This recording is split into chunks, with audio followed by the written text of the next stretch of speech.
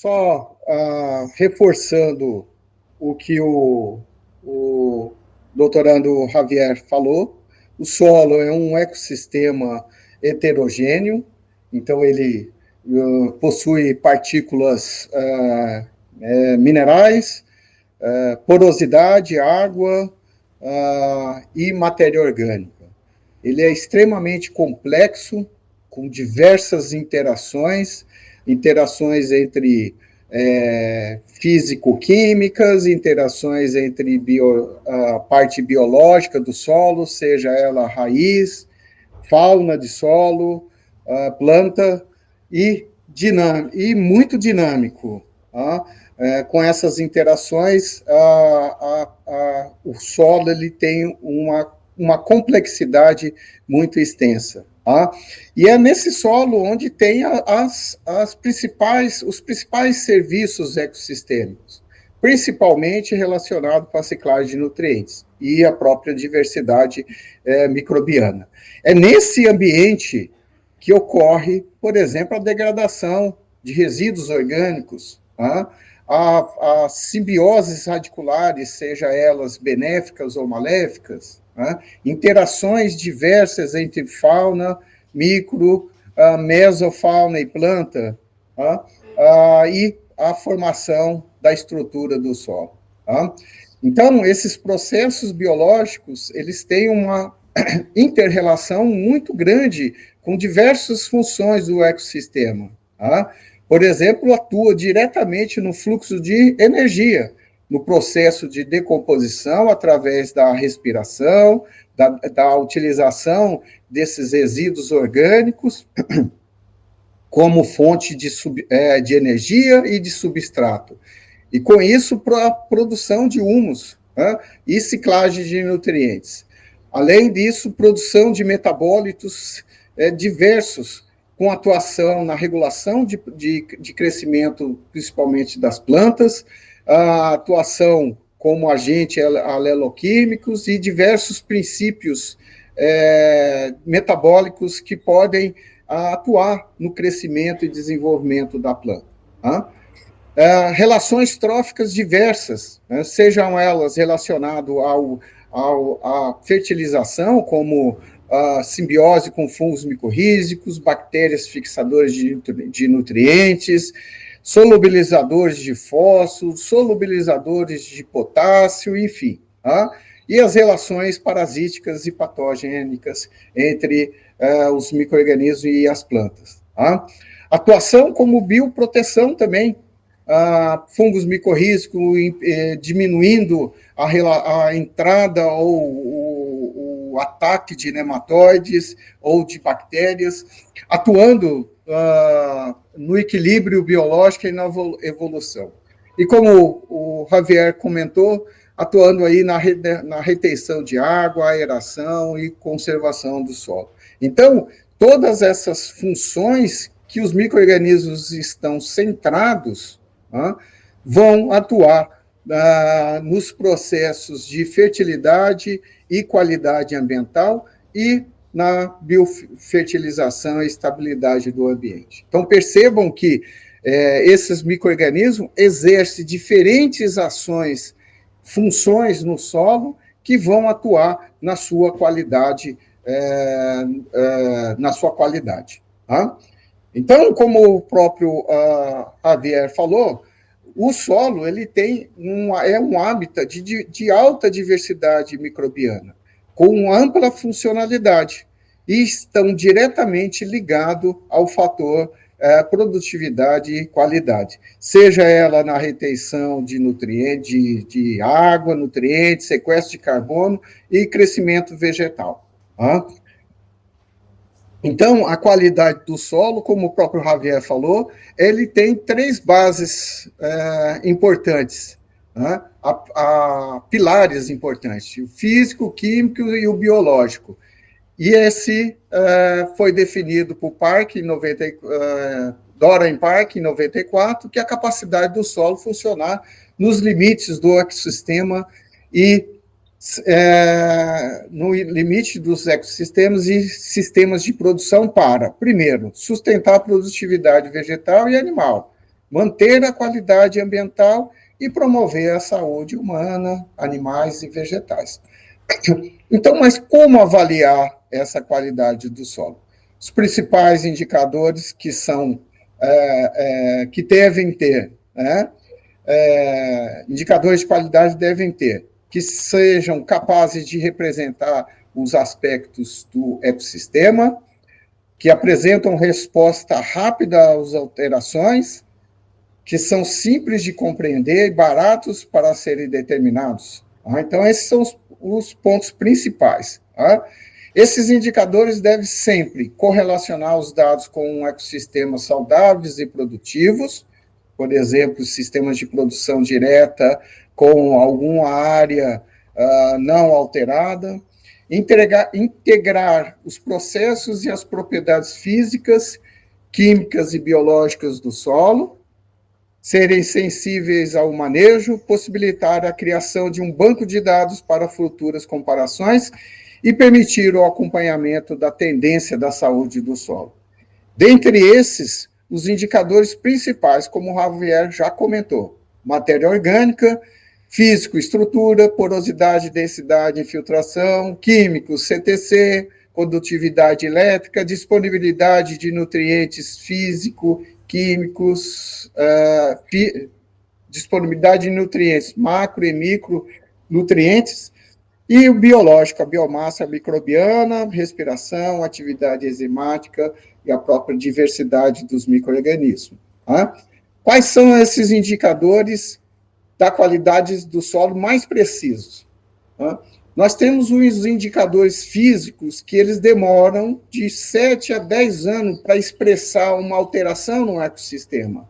Então, quando você faz uma incorporação de um ambiente natural para um agrossistema, seja ele conservacionista ou não, ele vai ter uma resposta dos indicadores físicos em torno de 7 a 10 anos. Os indicadores químicos, de 7 a 8 anos. A matéria orgânica, de 5 a 7 anos. E os indicadores microbiológicos, 2 anos. Então, perceba o seguinte, que com 2 anos eu já consigo entender o processo, se ele está sequestrando carbono, se ele está, aquele manejo está mantendo a biodiversidade, se ele está mantendo os serviços ecossistêmicos prestados pelo manejo que está sendo empregado naquele ambiente. Então, esses indicadores microbiológicos, eles têm uma precisão muito grande, uma coerência entre as funções que eles exercem e a qualidade do solo, são extremamente sensíveis, são simples de determinação e são facilmente reproduzíveis em qualquer laboratório. Não há necessidade de grandes equipamentos para que você consiga realizar, por exemplo, uma biomassa microbiana, uma respiração, uma atividade enzimática. Principais indicadores microbianos que nós utilizamos aqui na UFLA: a diversidade de micro-organismos, a biomassa, seja ela carbono, nitrogênio e fósforo, a respiração basal e atividade enzimática. A diversidade microbiana, ela é determinada com a coleta de solo ou de material vegetal. Nós fazemos a extração do DNA, depois nós fazemos sequenciamento e determinamos a diversidade desses micro-organismos, principalmente bactérias e fungos. Então, a biomassa microbiana, ela é considerada a parte viva da matéria orgânica. Representa a biomassa de fungos, bactérias e actinomicetos. É um indicador de mudanças muito sensíveis e é extremamente ativa, principalmente quando há entrada de resíduos orgânicos no sistema. A respiração microbiana é outro indicador sensível. Ela quantifica a atividade microbiana através do consumo de oxigênio e liberação de CO2. devido à oxidação da matéria orgânica, do resíduo, da matéria orgânica e do resíduo orgânico que está entrando no sistema ou no seu manejo que você está adotando. Tá? Quem respira no solo? A atividade microbiana, os micro-organismos do solo, os invertebrados e as raízes. Tá? Elas medem quais são as consequências? Degradação de resíduos orgânicos, exudatos de raízes de plantas, matéria orgânica nativa, matéria orgânica que for adicionado no seu sistema, por exemplo, com resíduos de fezes animais, pesticidas e outros compostos orgânicos, e a própria decomposição da biomassa microbiana. Ela indica a perda de carbono via CO2, reciclagem de nutrientes em função dessa decomposição desse resíduo orgânico e tem uma interferência, uma resposta a qualquer tipo de interferência no seu sistema. Tá? As enzimas são outros indicadores muito importantes na qualidade do solo. Elas são proteínas que catalisam reações metabólicas, né, dentro da célula e entre as células. Tá? É responsável pelo funcionamento e manutenção dos seres vivos, principalmente com a liberação de nutrientes e absorção e mobilização pela biomassa desses nutrientes, e são catalisadoras de diferentes processos microbianos. Algumas classes de enzimas que comuns na nossa avaliação. A oxirredutase, a peroxidase e a catalase são enzimas relacionadas ao estresse, principalmente de plantas. A desidrogenase também é avaliada. Ela tem um ponto crítico que você tem que coletar o solo e já fazer a análise, senão ela se perde rapidamente. A nitrogenase ela é produzida por bactérias fixadoras de nitrogênio, seja ela dentro de uma estrutura específica como nódulos ou em colônias de bactéria e fixa nitrogênio atmosférico. O que nós avaliamos em maior quantidade para a qualidade do solo são hidrolases, principalmente a beta, a urease, fosfatase e a arilsulfatase. Tá? As demais são enzimas pouco utilizadas para avaliação da qualidade do solo em função da sua sensibilidade pelo processo de armazenamento ou dificuldade no processo de identificação e quantificação dessa enzima. Tá? Aqui um experimento, um trabalho mostrando o tempo de estocagem e quanto ele afeta esses diferentes indicadores. Esse em vermelho é solo mais argiloso, enquanto que esse em amarelo, solo mais arenoso. Tá? Perceba que para a biomassa microbiana, 120 dias eu tenho aí uma perda de 50% do total de biomassa do início. Ou seja, é um indicador que você deve coletar o solo e já fazer a sua atividade. Tá? Aqui a respiração, então aqui todos perdem a qualidade em 15 dias, ou seja, o solo ele tem que ser realizado essas avaliações em menos de 15 dias.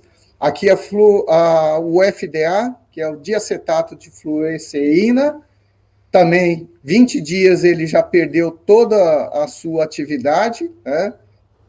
Aqui a urease, aqui um pouco maior, né? Em 60 dias ele tem uma conservação maior. Né? Aqui a beta-glicosidase, em 60 dias ainda tem uma conservação da sua atividade razoavelmente boa. Após esse período, você tem uma perda muito grande.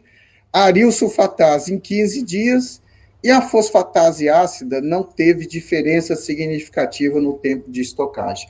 Ou seja, você pode coletar, armazenar em geladeira, e aí ele permanece, a atividade enzimática da fosfatase permanece constante. Tá? Isso foi muito importante, é muito importante para a determinação dessas atividades enzimáticas pelo tempo de estocagem no laboratório. Tá? Como aplicar esses bioindicadores? Tá? Aqui é um experimento de 23 anos, em que nós mostramos a produtividade da planta, aqui é soja, tá? Plantio direto, plantio convencional. Aí vocês podem estar perguntando, mas professor, não deu diferença significativa? Quando eu olho a biomassa microbiana, eu tenho um aumento da biomassa microbiana em plantio direto em relação ao plantio convencional. Tanto no carbono da biomassa microbiana, quanto no nitrogênio da biomassa microbiana. Isso indica que esse solo sob plantio direto tem uma maior resiliência quando se tem algum tipo de estresse, principalmente agora com estresse, com ausência de chuvas, ou chuvas irregulares. Você tem uma maior resiliência nesse ambiente, nesse sistema, em relação ao sistema convencional. Aqui, a biomassa microbiana relacionado ao diâmetro médio dos poros. Então, quanto maior a biomassa microbiana, maior eu tenho esse diâmetro médio dos poros. Isso quer dizer o quê? E aí, esse dado refere-se a melhor aumento da melhoria estrutural do solo. Quando eu tenho um maior maior biomassa e um maior agregado, eu tenho mais microhábitats, maior preservação da matéria orgânica e maior atividade biológica nesses solos. Aqui, quando eu aplico um herbicida, e aqui é a intensidade de plantio da braquiária, né, em termos de produtividade do milho. Com o herbicida, eu tenho maior produtividade em relação a menor a produtividade na maior intensidade de plantio de plantas de braquiárias. Por que isso acontece? Acontece porque esses micro-organismos consomem esse herbicida muito mais rápido e transforma ele em biomassa microbiana. Então, esses herbicidas são a fonte de substrato e energia para os micro-organismos, além de ter uma maior atividade biológica nesse sistema. E isso facilita o quê? Nós temos uma área de integração lavoura-pecuária, mais de 23 anos, e no mesmo local, uma braquiária sem o pastejo, então aqui com pastejo e aqui sem pastejo.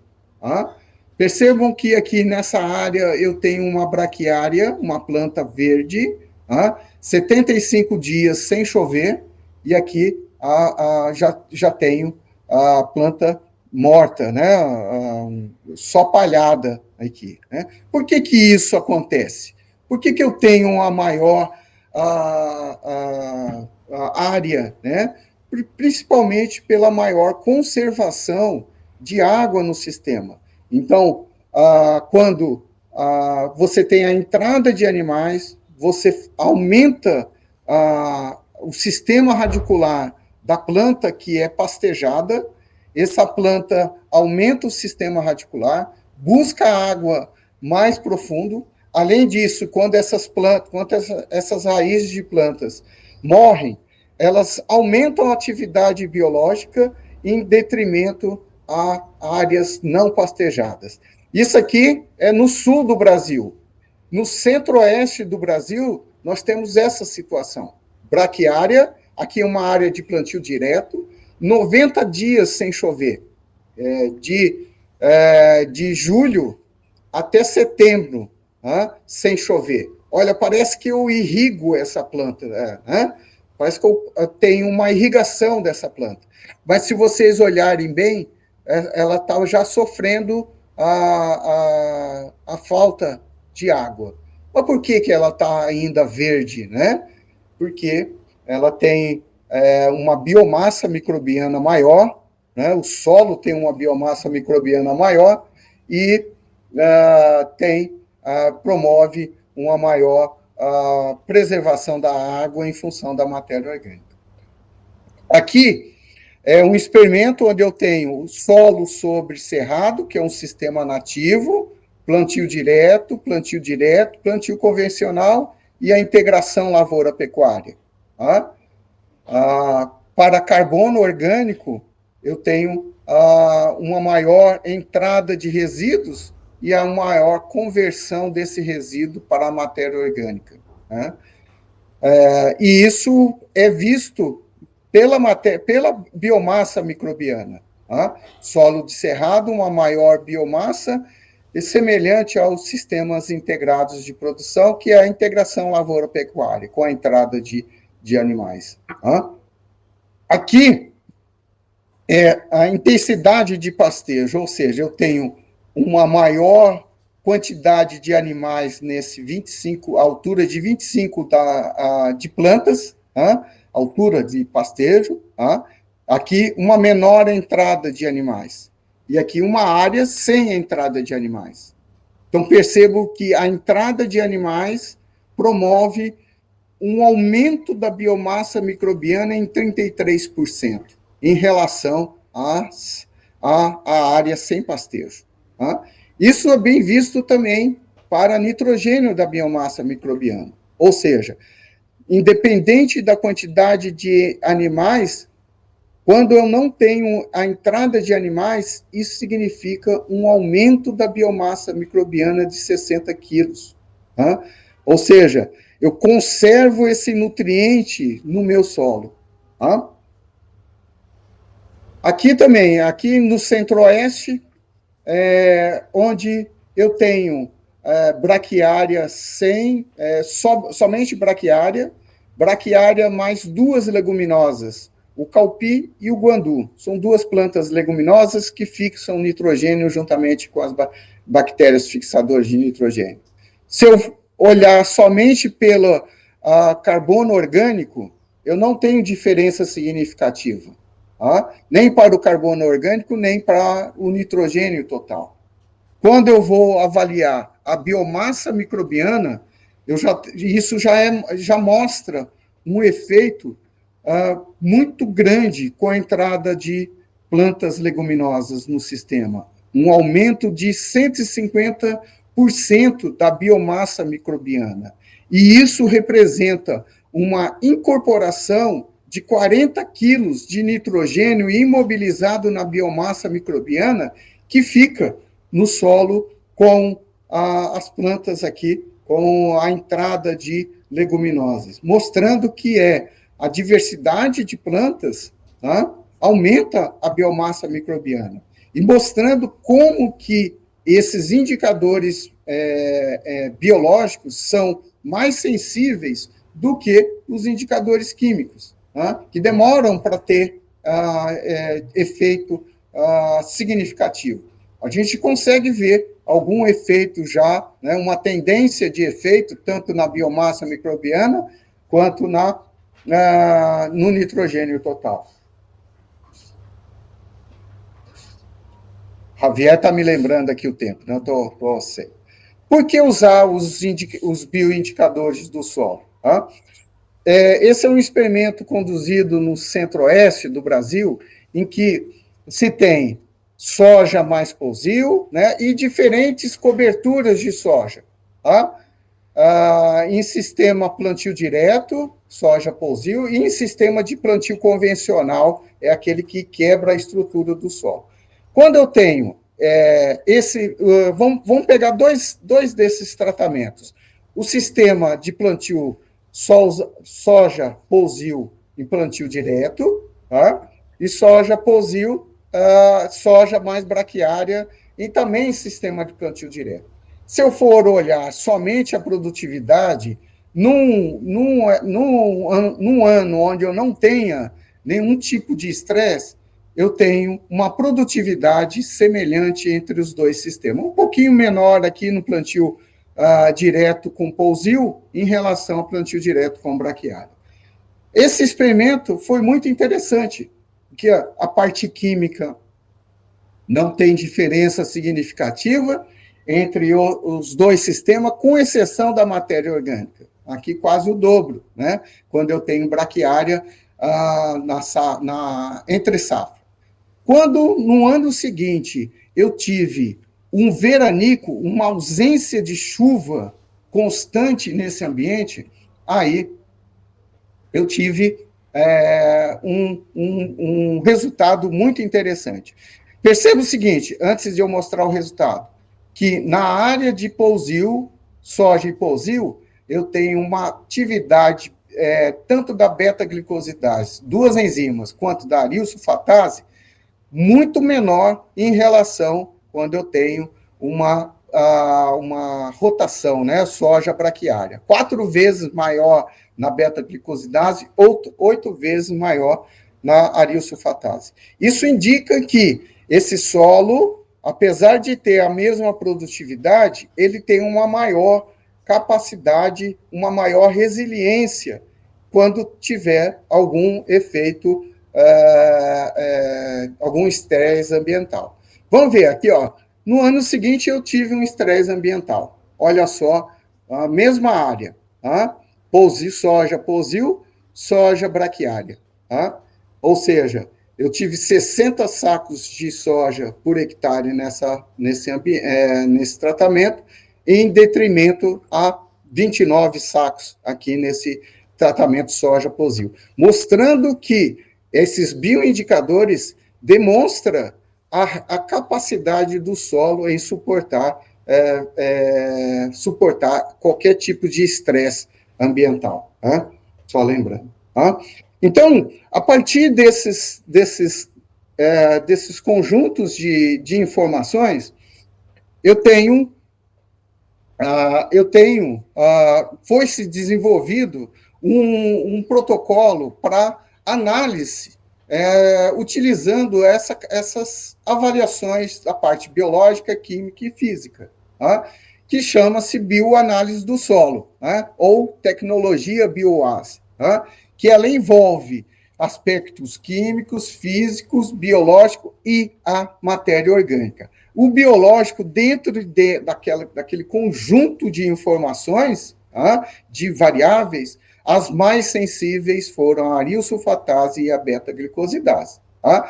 Isso foi desenvolvido num conjunto de várias pesquisas, não só da Embrapa, mas principalmente de universidades, que modularam junto a esse protocolo de bioanálise. Então, como que acontece essa bioanálise? Primeiramente, identificou-se que esses bioindicadores, eles teriam atividades, classes de interpretações, atividades baixa, média e moderada, tanto para a beta-glicosidase quanto para a aril-sulfatase. Tá? E como podemos avaliar as funções do solo por meio dessas enzimas? Tá? Em 3 pontos importantes. Primeiro, ciclar nutrientes, então essas enzimas estão atuando diretamente na ciclagem de nutrientes, no armazenamento de nutrientes, principalmente na matéria orgânica, e suprir nutrientes com a função de decomposição e mineralização de compostos orgânicos da própria matéria orgânica. Como que se trabalhou com isso? trabalhou e identificou os graus de baixo, moderado e alto, em função da produtividade. Tá? E aqui nós utilizamos produtividades em grãos, tá? Onde abaixo de 50% considerou-se baixa atividade microbiana, tá? Entre 50 e 80 média e acima de 80 alta, para as 3 características de ciclar nutrientes, armazenar nutrientes e suprir nutrientes, tá? Onde eu classifico cada solo em função desse aí. Tá? A partir desses 3 pontos, eu consigo identificar ou produzir um índice de qualidade de solo, que é o chamado FETBIO, tá?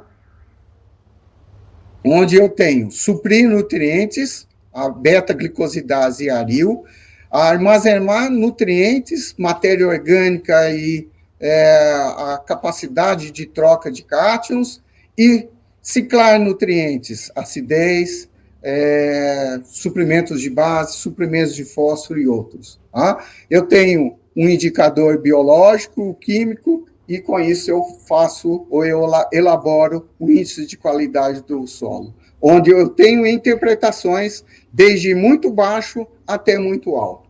Tá? Vamos dar um exemplo aqui. Eu tenho vários tipos de solo, tá? Com vários pHs, várias características químicas e biológicas. Tá? Aqui eu estou só apresentando as químicas.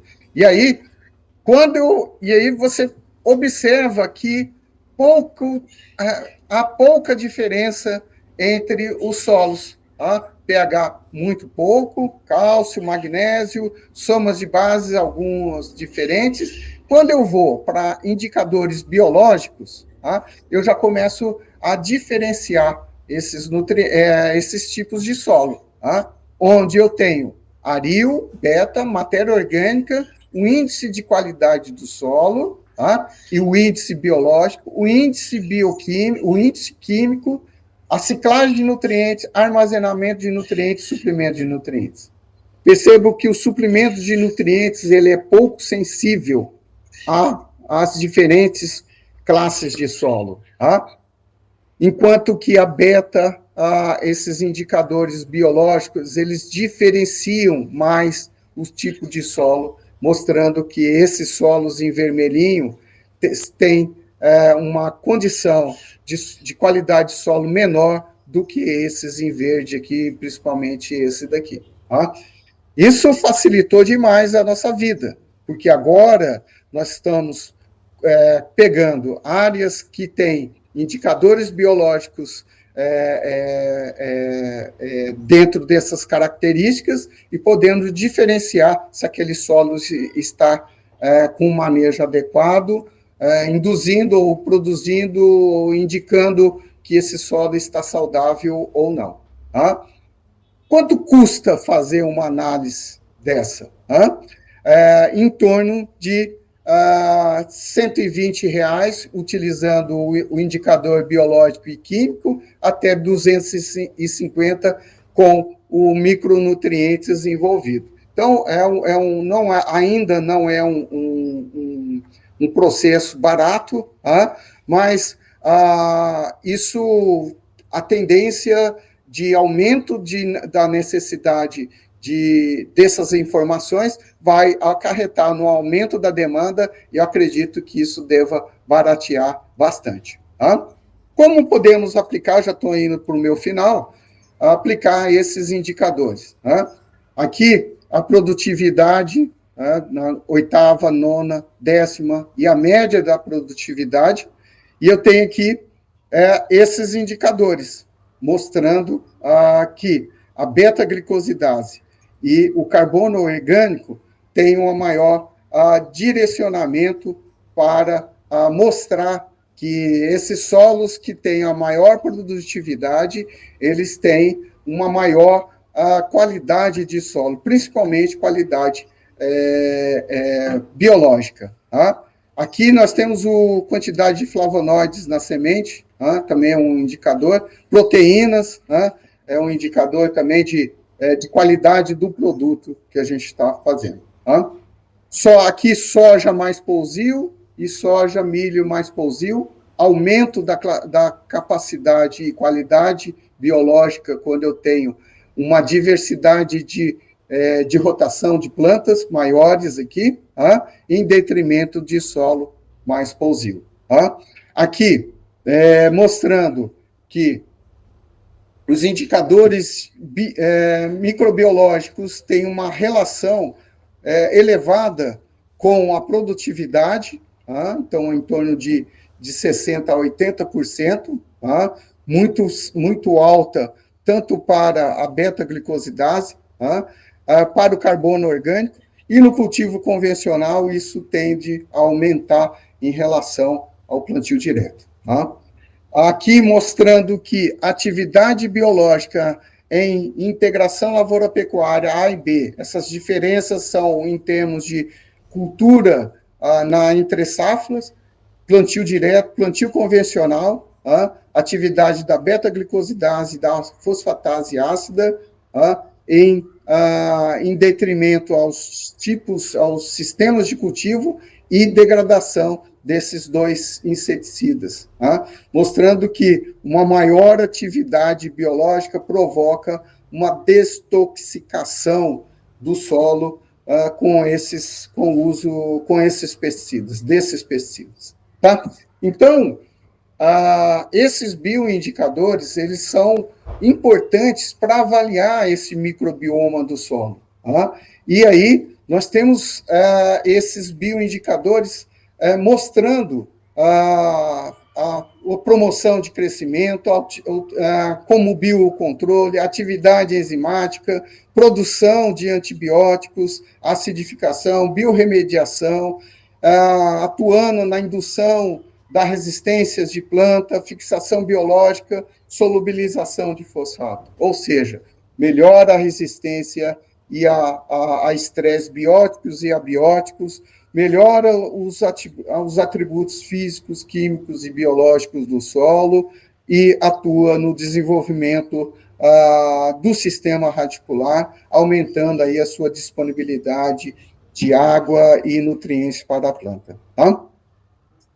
Então, quando nós temos um sistema mais complexo, por exemplo, a utilização de sistemas integrados, ou seja, integração lavoura, pecuária, floresta, nós aumentamos a complexidade do sistema, e essa complexidade do sistema, ela vai aumentar esses bioindicadores, tornando esse solo mais saudáveis do que uma monocultura ou sistemas menos diversos em relação aos sistemas mais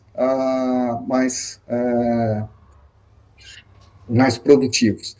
Para que a gente produza a mesma quantidade de produtos, nesse sistema eu tenho a necessidade de produzir ou de utilizar 70 hectares. E nesse sistema convencional, 370 hectares. Tá?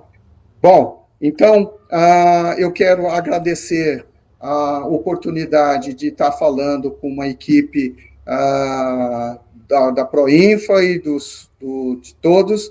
Estamos abertos, tanto eu como o Javier, para perguntas. Né? Espero que vocês gostaram das apresentações.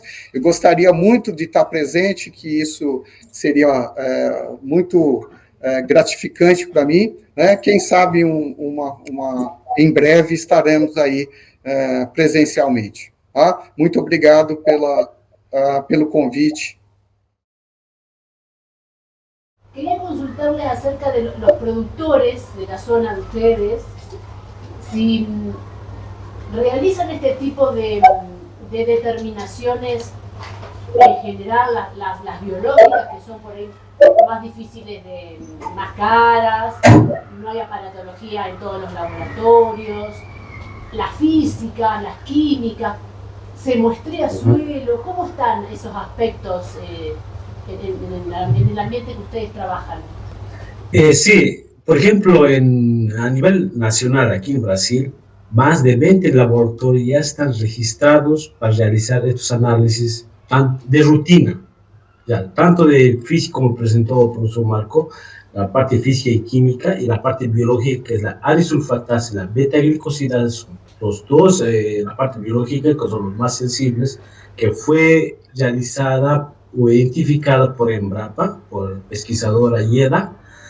Ella y su grupo fueron que ya realizaron esta evaluación que es de rutina ya en Brasil. Los productores envían estas muestras de suelo al laboratorio y ellos ya tienen esa rutina de realizar estos análisis ya para la parte biológica igual, y teniendo ya la salud del suelo, el índice, hasta el índice de salud del suelo ya tiene.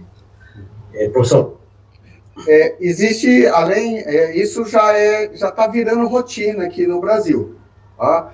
Como o Javier falou. Tá? E existe algumas análises específicas. Tá? Por exemplo, para algodão, alguns produtores têm solicitado avaliação de fungos micorrízicos, colonização de fungos micorrízicos, não só para algodão, por exemplo, para citros, né? Então, isso tem ocorrido com maior frequência. Tá? Também para solubilizadores de fosfato, que não estão nos indicadores de qualidade de solo, mas para situações específicas, aí tem sido solicitado por produtores. Olha, eu gostaria de saber como que está meu solo em termos de funcionalidade dele, tá? Em termos de atividade enzimática, e aí, após essas avaliações, há uma indicação de manejos, tipos de manejos que possam aumentar ou manter a atividade biológica desse solo. Então, parece que está havendo um aumento de conhecimento da importância dessas atividades biológicas por parte do produtor. Porque para a gente já sabia que eles são importantes. ¿Y los productores pueden interpretar esos análisis en el laboratorio o están asesorados por ingenieros? Sim, estão. Essa BioAS, ela vem com uma interpretação. Mas, por exemplo, a gente, no laboratório, algumas vezes, algumas situações que o produtor pede, aí o outro professor da parte biológica faz uma interpretação para ele, mostrando, olha, uma maior atividade da beta-glicosidase significa que o seu solo está decompondo, mineralizando, tendo uma maior mineralização dos resíduos orgânicos ali. Isso vai refletir a pequeno, médio prazo no aumento do teor de carbono no seu sistema. Tá? Então, ou ainda, se for uma coisa negativa, olha, você precisa fazer um manejo de entrada de resíduos orgânicos para que aumente a sua diversidade de plantas e, com isso, aumente a diversidade de micro-organismos e atividade biológica do solo. Una consulta. Ha hablado mucho del parámetro de la medición de la respiración de los microorganismos. Cuando se hace esta evaluación, ¿se considera el tema de la temperatura del suelo porque con el cambio climático está incrementando mucho la temperatura? Sim, com o aumento da temperatura, espera-se que você tenha uma maior atividade biológica, principalmente nessas áreas de clima mais frio. Tá? Por exemplo, no nosso caso, aqui no Rio Grande do Sul, que com esse aumento da temperatura, nós vamos ter um aumento da atividade biológica e, consequentemente, uma queima da matéria orgânica do solo. Então, isso é um pouco preocupante. Aí você vem para o centro-oeste, o aumento de 2, nós temos áreas aqui, centro-oeste do Brasil, Aqui nós temos áreas que está chegando a 47 graus Celsius. Então, isso faz com que a atividade biológica, tendo um pouco de água, seja lá em cima. É uma atividade muito intensa, e aí transforma esse resíduo orgânico mais matéria orgânica em CO2. E aí você tem uma queima da matéria orgânica. Então, isso é muito preocupante em relação esse bioindicador mostra isso. Buenas tardes. Tengo dos preguntas relacionadas a un par de diapositivas que mostraron. En una donde la producción del cultivo en el que se tenía la medición de la masa microbiana no había diferencias, pero sí había una diferencia fuerte en lo que es la masa microbiana. Por lo general uno debería entender de que cuando hay mayor masa microbiana debería haber mayor productividad, ¿no? Pero en este caso no había diferencia significativa. La otra era de otra diapositiva también que mostraron sobre el efecto de un herbicida sobre la masa microbiana, pero interesantemente la productividad en ese muestreo donde se utilizó el herbicida, la producción era mayor que en el otro que no se utilizó el herbicida. Quando você vai responder primeiro do herbicida, você aplica o herbicida antes de fazer o plantio, e ali eu tinha a intensidade de plantas, ou seja, mais plantas, tinha mais raiz e, consequentemente, mais biomassa microbiana.